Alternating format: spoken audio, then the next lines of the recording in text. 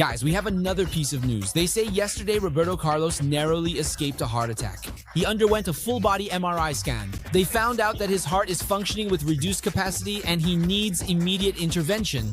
Roberto Carlos had gone to the hospital for a leg checkup, but ended up with what? He had an early heart attack that almost ended his life right then and there. That's why he was quickly taken to the operating room.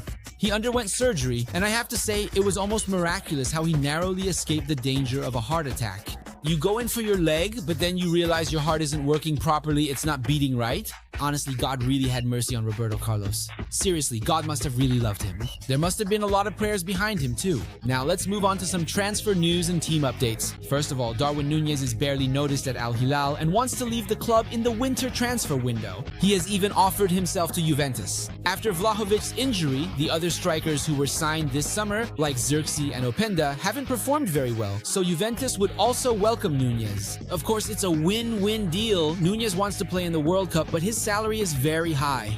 Juventus also needs a striker to fill in for Vlahovic. Darwin Nunez, who earns 20 million a year from Al Hilal, no longer fits into Juventus's financial structure. And if he wants to come to Juventus or return to Europe, certainly no European club would be willing to pay him more than 10 million now.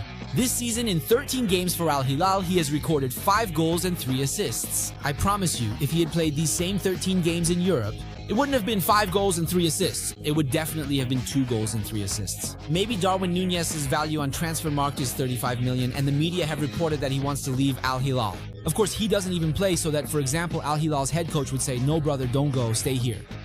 We really need you." On a similar note, according to Fabrizio Romano, Napoli wants to activate the permanent clause in Rasmus Højlund's contract, which is worth 50 million. This transfer also really provides Manchester with a significant budget for the summer. And for Napoli, with 50 million, they can make Rasmus Højlund's move permanent.